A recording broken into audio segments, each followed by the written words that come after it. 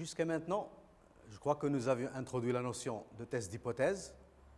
On a expliqué comment ça marche.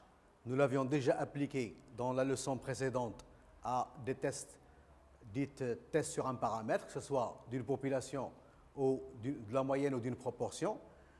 Ici, nous allons faire quelque chose d'un petit peu différent, mais le contexte, l'arsenal à utiliser sera le même que celui que nous avions déjà utilisé dans la leçon précédente. Donc, nous allons parler de tests de comparaison.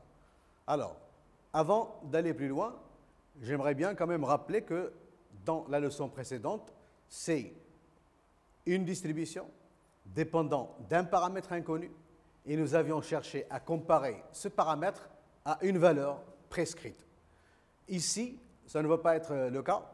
Nous avons plutôt deux populations et donc deux échantillons, chacun ayant une distribution dépendante d'un paramètre, et nous allons donc être emmenés à comparer plutôt des paramètres entre eux provenant de deux distributions différentes.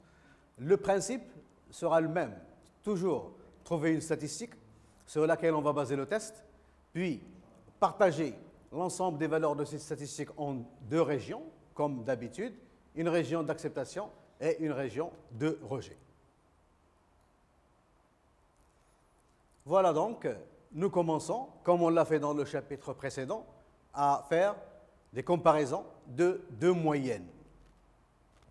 Puis, la comparaison classique qui suit, c'est la comparaison de deux proportions. Et enfin, nous allons traiter un troisième paragraphe qui va être intitulé « Comparaison de deux populations catégoriques ». Donc, ça va être deux paragraphes qui ressemblent un petit peu à ce que nous avions fait déjà dans la leçon précédente. Un troisième paragraphe qui semble être un petit peu nouveau, mais en fait, on va voir, il n'est pas si nouveau. On va tout simplement essayer de généraliser ce que nous avions déjà vu et exploiter ce que nous avions préparé jusqu'à maintenant pour traiter ce troisième paragraphe qui, pour l'instant, semble être un petit peu original par rapport à ce que nous avions fait jusqu'à maintenant. Alors, comparaison de deux moyennes, tout de suite à la comparaison.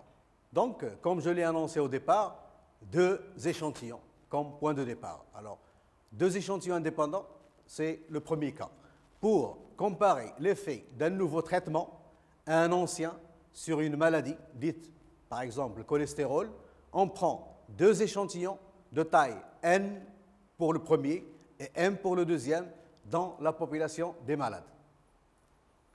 Donc voilà, le nouveau dans cette leçon, c'est le départ, ça va être deux échantillons et non pas un seul échantillon.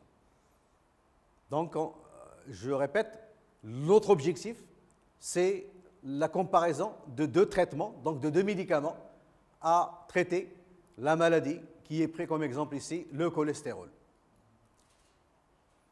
Alors, au premier échantillon, on applique le premier traitement et au deuxième, on décide d'appliquer le second. Alors, on considère donc les deux échantillons aléatoires, X1, Xn, Y1 jusqu'à Ym. Rappelez-vous qu'on n'est pas obligé de prendre la même taille pour les deux échantillons. Donc, on a pris N pour le premier, M pour le deuxième. Alors, dans ces échantillons, Xi est l'effet du premier traitement sur le IM individu dans le premier échantillon. Y1 serait la même chose, l'effet du deuxième traitement sur le premier individu dans le deuxième échantillon. Ce n'est pas la peine de le dire, mais c'est évident à partir de ce que nous avions dit sur Xi. On calcule les moyennes de chacun des échantillons et on pose D, la différence des deux moyennes, Xm moins Ym. Et on pose delta, l'espérance mathématique de cette différence de moyenne D, qui est aussi l'espérance mathématique de Xm moins l'espérance mathématique de Ym, notée respectivement mu indice X et mu indice Y. Bien évidemment, mu indice X, non seulement c'est l'espérance mathématique de la moyenne, mais elle est aussi de chaque observation individuellement. Pour mu X, c'est l'espérance de Xi, et pour mu Y, c'est l'espérance de YJ pour différentes valeurs de I et différentes valeurs de J. on suppose que pour chaque traitement, l'efficacité se traduit par des petites valeurs observées. Qu'est-ce que ça veut dire ça? Ce que nous attendons de traitement, c'est abaisser le taux du cholestérol. Donc finalement, c'est des petites valeurs qui vont être synonymes d'amélioration ou d'efficacité du traitement. Le deuxième est plus efficace, est exprimé par mu de x supérieur à mu de y et donc delta positif. Donc le deuxième traitement pourra être dit plus efficace que le premier si l'espérance mathématique de chaque xi ou encore l'espérance mathématique de la moyenne des xi, elle est supérieure à l'espérance mathématique des moyennes des yj, parce que nous avions dit que ce sont des petites valeurs de y qui vont être synonymes d'efficacité du deuxième traitement par rapport au premier. Mais ceci signifie exactement que delta est positif, puisque nous avions posé delta est égal à mu x moins mu y. Alors, nous allons maintenant tester delta négatif, ce qui signifie que le deuxième traitement est, dans le meilleur des cas, aussi efficace que le premier. Donc, il est soit pire, soit aussi efficace que le premier. Donc, ça, l'hypothèse à tester. Contre delta positif, le deuxième traitement est plus efficace que le premier. Donc, l'hypothèse, le deuxième traitement, il est soit plus mauvais, mais dans le meilleur des cas, aussi bien que le premier. Donc, finalement, il ne nous apporte rien d'extraordinaire. Ou bien, l'hypothèse alternative, c'est que, effectivement, ce deuxième traitement améliore le précédent. Et donc, on peut le substituer au précédent parce qu'il est plus bénéfique que le premier. Alors, c'est l'erreur de prendre cette dernière conclusion à tort contre laquelle il faut se protéger. Alors, qu'est-ce que je veux dire par là? Nous avions déjà vu à maintes reprises que dans une situation de test d'hypothèse, nous sommes affrontés à deux types d'erreurs et que ces deux erreurs-là sont antagonistes.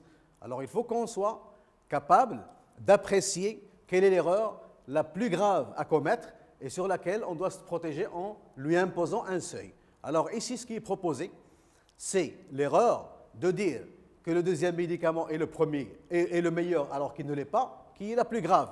Pourquoi? Parce que dans la situation que nous sommes en train de considérer, nous avons déjà un médicament qui semble marcher bien et nous avons un deuxième. Et il est prétendu que ce deuxième est mieux que le premier. Nous voulons vérifier ceci. Maintenant, si ce médicament n'est pas mieux que le premier, et si nous décidons qu'il l'est, ça veut dire quoi? Ça veut dire qu'on va remplacer un bon médicament par un plus mauvais, croyant qu'il est meilleur. Et dans ce cas-là, on risque de mettre en péril des vies humaines.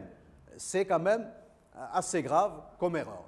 Par contre, l'autre erreur, qui consiste à conclure l'autre conclusion à tort, c'est de dire que ce deuxième médicament il est mauvais alors qu'il est bon.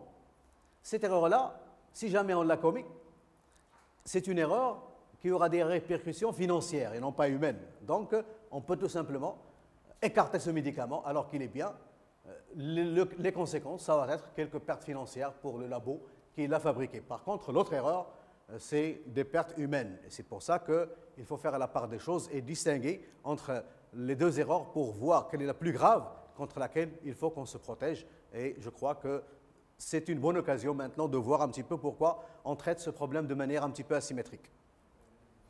Alors, en prenant comme hypothèse H, delta négatif, et comme alternative K, delta positif, on rejette H quand cette différence elle est supérieure à C. Ça veut dire que finalement, les XI ont tendance à être plus grands que les YJ. Ça veut dire que finalement, si les XI ont tendance à être plus grands que les YJ, ça veut dire que le deuxième médicament est meilleur que le premier. Et ceci est grand par rapport à une constante C. La constante C, elle est calculée à partir de la fameuse équation.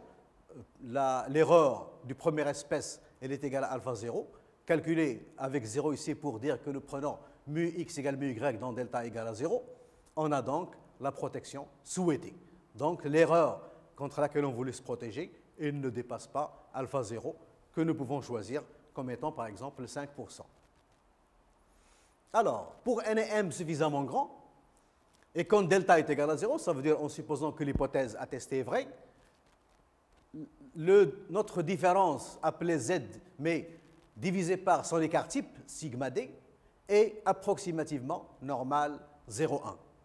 Donc, cette approximation, on va l'utiliser ici pour dire que la probabilité que d supérieur à c, c'est à peu près la probabilité que z, qui est normale 0,1, est supérieur à c sur sigma d. Et nous allons utiliser une table de normale standard pour chercher le c sur sigma d et donc le c. Alors, pour alpha 0 égale 0,05, la valeur de c sur sigma d est 1,645 tiré d'une table normale standard. Et donc, c, c'est le produit de ça avec l'écart type de d. Encore une fois, est-ce qu'on connaît ce sigma d ou pas? On peut supposer que les xi et les yj sont indépendantes. Et donc, le sigma carré d, c'est sigma carré x sur n plus sigma carré y sur m. Ça, on a déjà dit que quand on a l'indépendance, la variance de la somme, c'est la somme des variances, ce qui n'est pas toujours le cas si on n'a pas cette indépendance. Alors, puisque n et m sont grands, sigma d est bien estimé par sigma d, qui est égal à sigma carré x sur n. Sigma carré x, c'est la variance du premier échantillon. Et sigma carré y, c'est la variance du deuxième échantillon. Le tout à la puissance n² pour obtenir un écart type. Et alors, c aura la même forme que tout à l'heure, sauf qu'à la place de sigma d, on a sd, la valeur estimée de sigma d. Alors, si par exemple m égale n égale à 50, ym égale à 40,5, xm est égal à 41, alors, remarquez qu'avec la moyenne des x et la moyenne des y, on se rend compte que la moyenne des x est plus grande que la moyenne des y. Ça veut dire que ces données ont un penchant un petit peu à dire que le deuxième médicament est meilleur, puisque la moyenne ici est plus petite. Et nous avions dit que l'efficacité se traduit par des valeurs petites. Alors, Sx égale 2, Sy égale 1,8, alors D est égal à 0,5, à partir de ces chiffres. C est maintenant 0,625. On a donc notre valeur D calculée à partir des observations est inférieure à C, et alors H est accepté. Bien que les données semblent dire le contraire, mais de manière très légère, il n'y a que 0,5 comme différence entre ces deux valeurs. Non, H est accepté. Il faut garder l'ancien médicament et ne pas utiliser le nouveau, bien que les données semblent un petit peu le favoriser, mais ce n'est pas suffisant pour que ça soit significatif. Alors, le cas où n et m sont petits, ou même l'un des deux, est traité ici uniquement lorsque xi et les yj sont normales, les premiers avec leur moyenne mu x et sigma carré x, et les deuxièmes avec mu y et sigma carré y, avec, bien évidemment, une contrainte supplémentaire. Quand on n'a pas ça, il y a moyen de le faire, mais ici je ne propose pas de le faire. Ici je vais supposer que la variance du premier échantillon égale la variance du second échantillon, et la variance commune, la valeur commune, je l'appelle sigma carré. Donc, cette somme-là et cette somme sont toutes les deux des statistiques qui ont la distribution du qui2. Elles sont indépendantes et elles sont chacune à n-1 pour la première et m-1 degré de liberté respectivement. Donc, ce genre de distribution, on l'a déjà fait, et j'ai dit que un qui2, on le reconnaît par sa forme et non pas par sa densité, comme on l'avait fait pour d'autres variables aléatoires continues. Donc, nous avons deux qui2 qui sont indépendants, le premier à n-1 degré de liberté et le deuxième à m-1 degré de liberté. Ceci quand n ou m est petit. Et dans ce cas-là, notre sigma carré d est égal à ça. Pourquoi? Parce que nous avions supposé l'indépendance. Donc, c'est 1 sur n plus 1 sur m, sigma carré, la valeur commune de sigma carré x et sigma carré y. On estime sigma carré par la statistique, pas par une valeur, par une statistique aléatoire qui est égale à la somme des écarts entre les x et le moyenne au carré, la somme des écarts entre les y et leur moyenne au carré, le tout divisé par n plus m moins 2. c'est l'estimateur de sigma carré d, et il est exprimé comme ça, S carré d est égal à ce V carré, multiplié par une constante dépendant de n et de m, donc 1 sur n plus 1 sur m V carré. Quand delta est égal à 0, le t, qui est d, divisé par SD, la statistique SD que nous venons de calculer ici, a la distribution de students à n plus m moins 2 degrés de liberté. Donc voilà, maintenant, on connaît à quelle table on va s'adresser pour trouver la constante à laquelle nous allons nous intéresser après. Donc nous avons un student à n plus m moins 2 degrés de liberté. On rejette h quand la valeur observée petit t de grand T est supérieure à C, où C est la valeur obtenue à partir de la table de student. Vérifions cette équation, la probabilité que t supérieur à C est égal à alpha 0.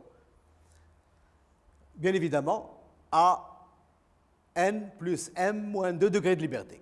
Alors, pour alpha 0 égale 0,05, pour n égale à 13 et m égale à 11, bien évidemment, le degré de liberté, ça va être 24 moins 2, donc 22. n plus m, c'est 24, moins 2, c'est 22. On trouvera dans la table C est égal à 1,71. Maintenant, nous venons de parler de comparaison de deux échantillons qu'on a supposés indépendants. Ici, nous allons faire une comparaison basée sur deux échantillons qui viennent de données à Paris. Donc, comparaison basée sur des données à Paris. Dans le problème de comparaison que nous venons de voir des deux médicaments, on substitue le nouveau médicament à l'ancien chez le même patient, cette fois-ci. Tout à l'heure, on avait pris deux groupes de personnes. Le premier avec le premier médicament et le deuxième avec le deuxième médicament. Maintenant, nous allons faire les choses un petit peu différemment. Nous avons un échantillon de malades, ils utilisent déjà l'ancien médicament et nous allons leur substituer le nouveau pour voir comment ils vont réagir par rapport à ce nouveau médicament. Alors, on prend un échantillon de N patients déjà traités par l'ancien médicament. On décide de mesurer d'abord le taux de cholestérol de chacun, puis lui donner le nouveau médicament et après refaire la mesure et voir qu'est-ce qui s'est passé depuis. Donc, le même patient, déjà traité par l'ancien médicament, et sera lui-même traité par le nouveau médicament, contrairement à la situation de tout à l'heure. Alors, sur chaque patient, on a un couple d'observations XI, YI qui représente les taux avant et après le nouveau traitement. Donc, le premier, c'est le taux quand il était traité par le premier, et le deuxième, c'est le nouveau taux une fois qu'il a été traité par le deuxième médicament. On a donc x1, x2, xn avec exi carré, exi égale à mu x et variance xi est égale à sigma carré. Le carré ici ne doit pas avoir lieu. Donc c'est un exi qui est égal à mu x et variance xi qui est égale à sigma carré x. Alors, même chose pour les yi, mu y et sigma carré y, donc deux échantillons. Sauf que on ne peut pas supposer l'indépendance. Alors, il n'y a aucune raison dans cet exemple de dire que les xi et les yi sont indépendantes parce qu'ils ont été relevés sur le même patient. Alors, en posant zi est égal à xi moins yi comme tout à l'heure, on peut dire que les zi sont indépendantes. Les zi entre elles, et non pas les différences qui constituent les zi. Indépendantes, et ezi est égal à mu x moins mu y égale delta, comme tout à l'heure. Sauf que nous n'avons pas l'indépendance. Alors, là, la variance de zi, c'est noté sigma carré z, ce n'est plus sigma carré x plus sigma carré y comme tout à l'heure, quand on avait l'indépendance, deux échantillons différents, mais c'est sigma carré x plus sigma carré y moins 2 fois la covariance de xi et d'yi qui risque et qui a même des chances de ne pas être nul puisque ce sont deux mesures sur le même individu. Alors, on rejette h quand zm, qui est xm moins ym, est grande, comme tout à l'heure. Variance xm, c'est sigma carré z sur n. Quand n est grand, on a sous h ceci, et à peu près n, racine de n zm sur sigma z, est à peu près normal 0,1, donc standard. Et sigma carré z pourrait être évalué par sigma carré, par s carré z, la valeur estimée, qui est calculée de manière similaire qu'ici, mais avec les sigma remplacés par les s. Donc s carré x plus s carré y moins 2 fois s xy. S xy, elle est là, c'est ce que nous avions déjà appelé dans la situation de données à parier la covariance des deux séries de données. Donc, on ne fait qu'estimer ce qu'il nous fallait pour arriver finalement à estimer sigma carré z, qui est la variance de zi, et on en a besoin ici, parce qu'il fait partie de variance zm. Alors, on rejette alors h quand zm est supérieur à c, ou racine de n fois zm divisé par sz maintenant, nous avons une valeur estimative supérieure à une constante b. Cette constante b, c'est racine de n fois l'ancienne constante c divisé par sz. Sz, c'est en fait l'écart type des nouvelles observations, si on peut les appeler ainsi, qui sont formées par les différences.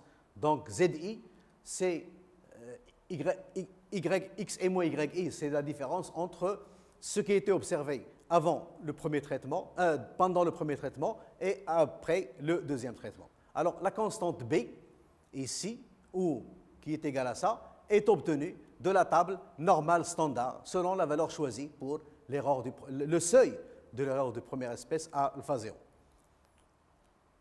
Alors maintenant, on en arrive à la comparaison de deux proportions, comme on l'a déjà fait, mais avant c'était une proportion à une valeur, maintenant c'est carrément deux proportions.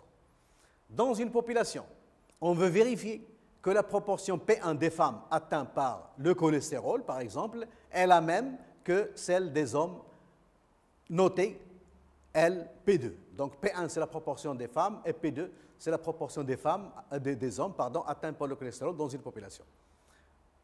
Avant de passer à cette comparaison, nous allons émettre un soupçon qui va nous servir de formuler l'alternative. Donc on soupçonne que les femmes sont plus atteintes que les hommes. C'est un soupçon.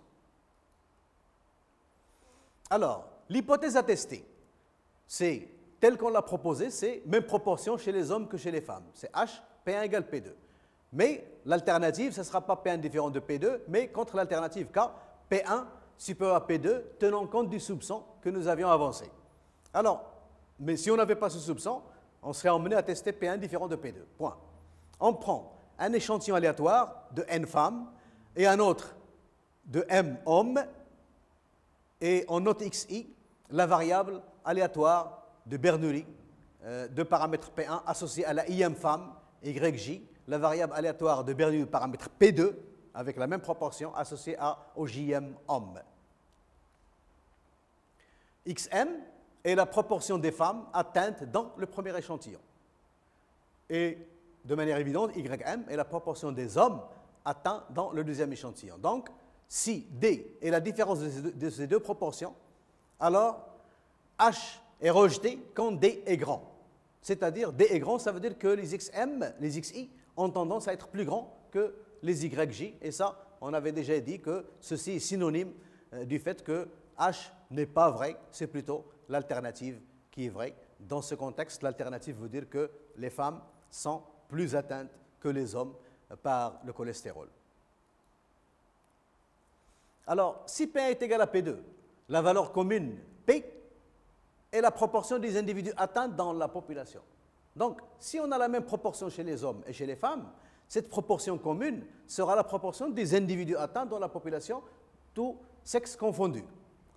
Alors, on peut estimer P par cette quantité-là, qui finalement prend la somme de tous les XI, puisque N fois XM, c'est la somme de tous les XI, et la somme de tous les YJ divisé par le nombre total.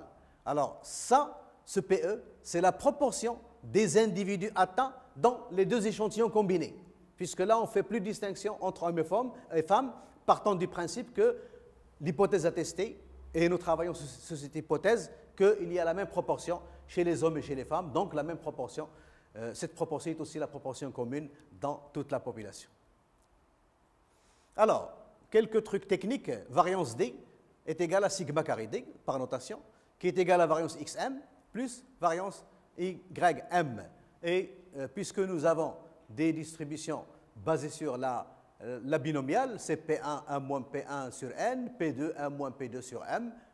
Voilà. Alors,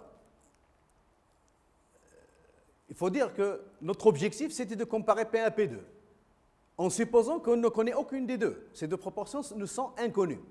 Donc l'hypothèse nulle va tout simplement nous dire que P1 est égal à P2, mais pas quelle est la valeur exacte commune.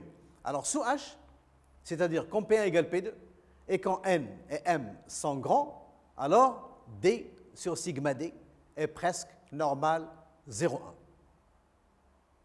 Et dans ce cas-là, nous pouvons dire, puisque N et M sont grands, que le P, valeur commune inconnue de P1 et de P2, est bien estimé par ce P de E, qui était la moyenne combinée de toutes les observations dans les deux échantillons. Et donc, sigma carré D peut être posé égal à S carré D, qui est calculé comme ça. Donc, nous pouvons estimer sigma carré D inconnu par cette quantité-là, qui est observable à partir des observations dans l'échantillon. Et alors, on rejettera H si D sur sigma D est supérieur à une certaine constante B. Alors, maintenant, après avoir comparé deux populations par leur moyenne, deux populations par leur proportion, nous allons comparer des populations catégoriques. Quand on avait parlé de malades et de non-malades, la caractéristique n'était pas numérique, c'était une caractéristique catégorique. Et en fait, il y avait deux catégories, deux personnes, les malades et les non-malades. Mais comme les deux catégories sont complémentaires, si l'individu n'est pas malade, eh ben il n'est pas malade, il n'y a pas un autre choix. Soit qu'il est malade, soit qu'il ne l'est pas. L'exposé a été beaucoup plus simple. On s'est intéressé à la proportion des malades et la proportion des non-malades était donnée par un moins.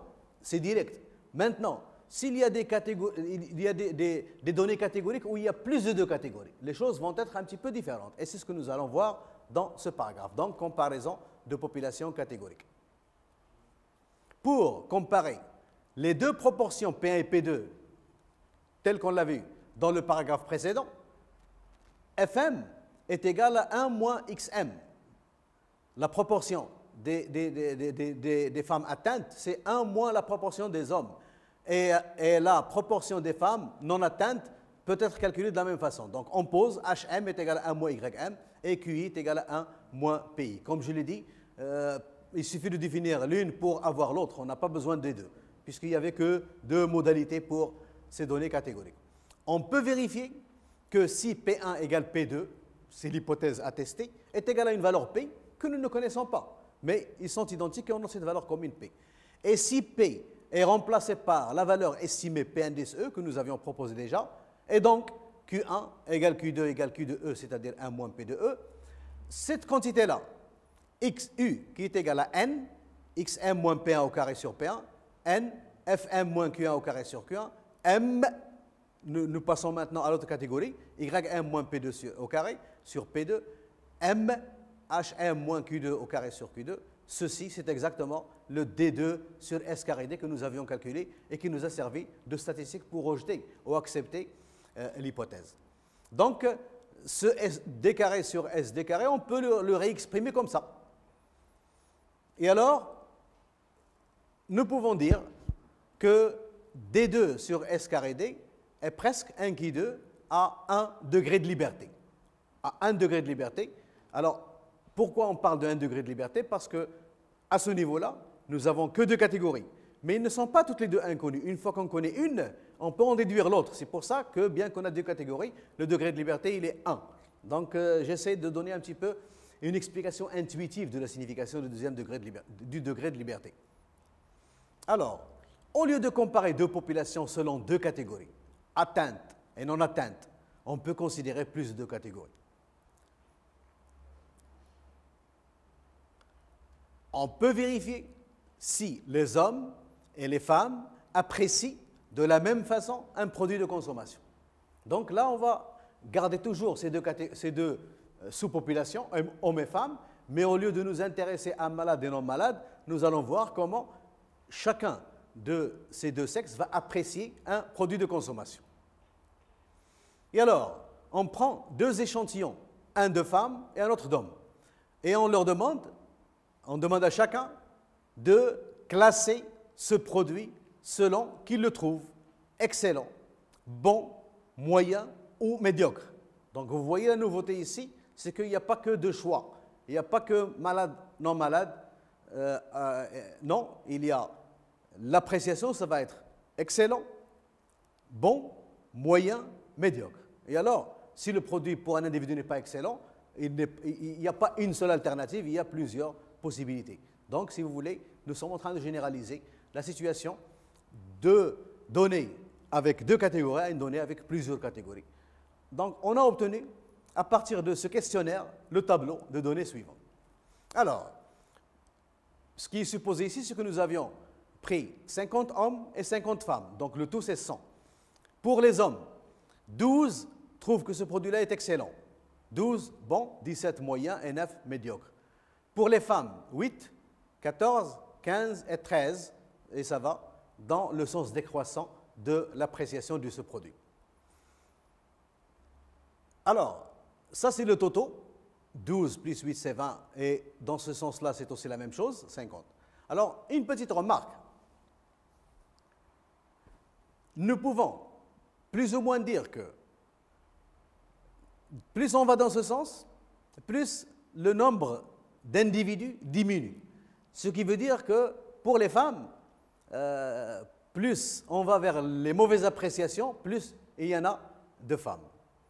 Pour les hommes, s'il n'y avait pas ce 9, on dirait que le comportement est plus ou moins inversé. Parce que 12, 12, 17, mais on rechute vers 9. Mais retenez quand même ici qu'il y a déjà une petite remarque, c'est que les femmes apprécient de moins en moins ce produit. Alors, si nous revenons à ce tableau maintenant, nous avons 20%, 20 sur 100, et la proportion des individus dans les deux échantillons qui trouvent ce produit excellent. Donc voilà, 12 plus 8, ça fait 20 sur 100, donc 20% trouvent ce produit excellent. Et on peut continuer à voir un petit peu ce qui se passe pour moyen, médiocre, et ainsi de suite.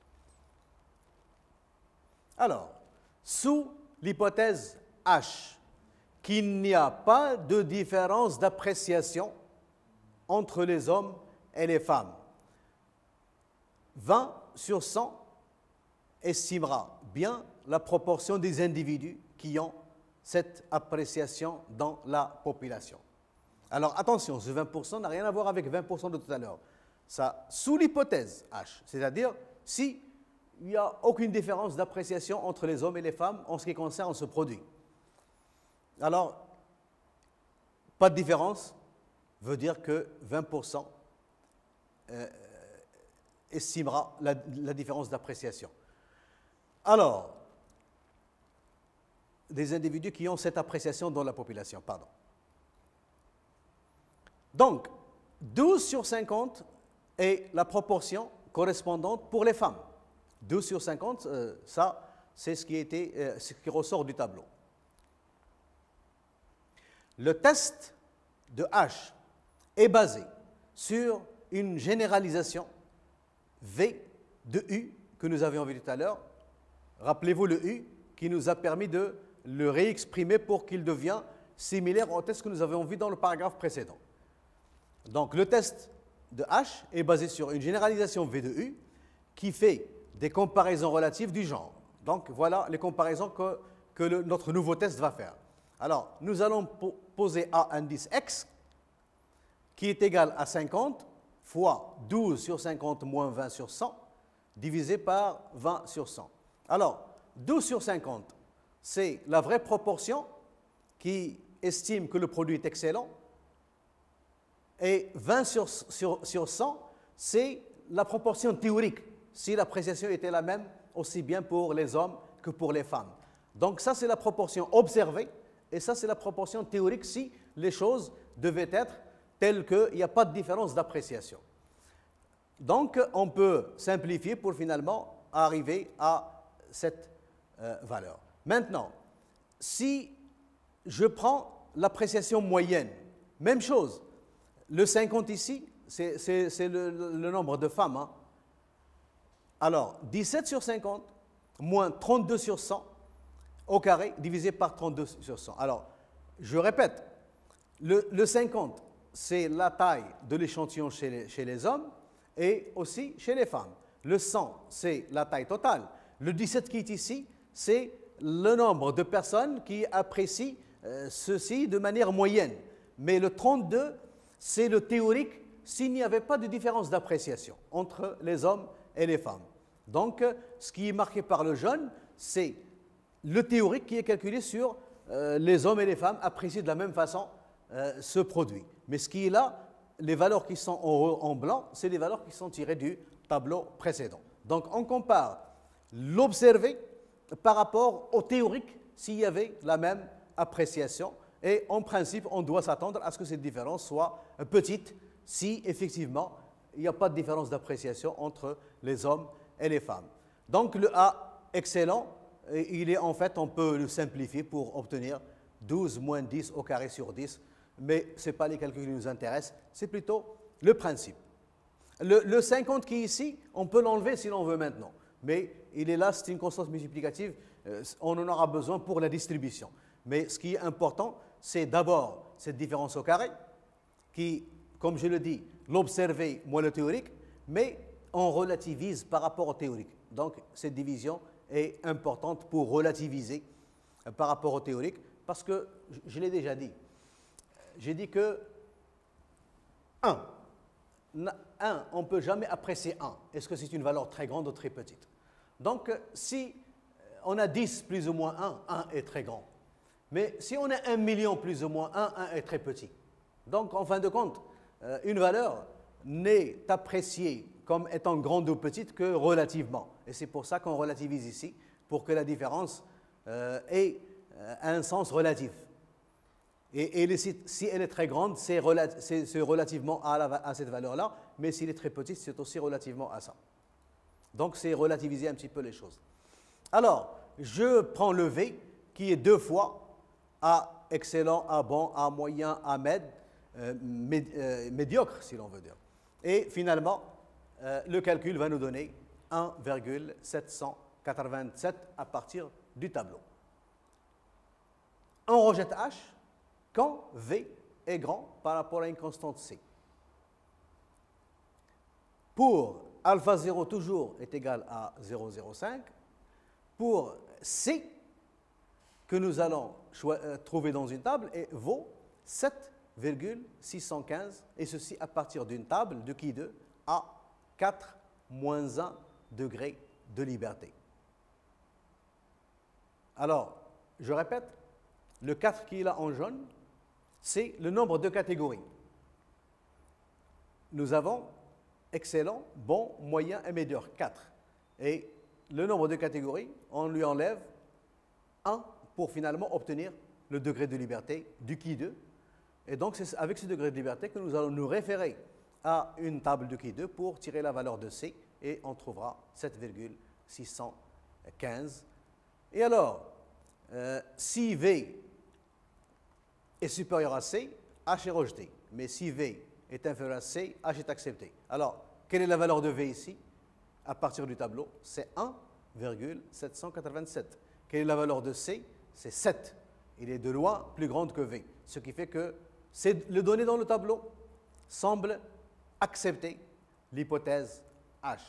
Donc, bien qu'on avait remarqué que finalement, à partir des 2 lignes du tableau, le comportement des hommes et celui des femmes vis-à-vis de ce produit était différent. Ce n'était pas suffisamment différent pour que le test rejette l'hypothèse de non-différence. Donc finalement, le test accepte l'hypothèse de non-différence. Remarquez quand même que le test accepte très facilement. Pourquoi? Parce que pour qu'on rejette, il faut que la valeur du V soit supérieure à 7,6. On est loin d'être supérieur à 7,6. Ça veut dire qu'il peut y avoir encore plus de différence entre les valeurs qu'on a vues dans le tableau, et on continuera à dire que les hommes et les femmes ont la même appréciation. Pourquoi ça? Ça n'a rien d'absurde. On n'a pas arrêté de dire que ce sont des chiffres qui ont été obtenus dans une expérience, et que si on répète l'expérience, on n'obtiendra pas nécessairement la même chose. Donc les choses peuvent changer d'une expérience à l'autre. Alors, ce chapitre, le nouveau, c'est que nous n'avons pas une distribution dépendante d'un paramètre que nous cherchons à vérifier égale une valeur ou différente d'une valeur, mais nous avons deux populations traitées par un médicament ou traitées par un autre, donc deux échantillons, et ce sont ces deux échantillons que nous sommes en train de comparer entre eux, et ceci est assez fréquent, si vous voulez, dans surtout des problèmes de biologie, de médecine, et ainsi de suite. Le dernier paragraphe, c'était la comparaison de catégories, et je crois que finalement, ça valait le coup de s'inspirer de ce que nous avions fait dans le cas à deux catégories qui est très simple, et tout simplement bâtir le test en s'inspirant sur la même structure. Donc, je crois que je n'ai donné qu'une petite idée pour voir le principe, comment ça marche, mais on ne peut pas tout couvrir, c'est impossible. Sinon, on ferait des statistiques en une seule année, puis on arrête. Alors, pour conclure, je vous demande que si vous avez des questions à propos de cette leçon ou celles qui sont déjà passées, si vous avez une demande d'exercice simple qui peuvent vous aider à appliquer ce que nous avions cherché de vous apprendre, vous pouvez toujours vous référer au site web Oninotuno, et pour cela, il suffit de cliquer sur Mednetu et merci.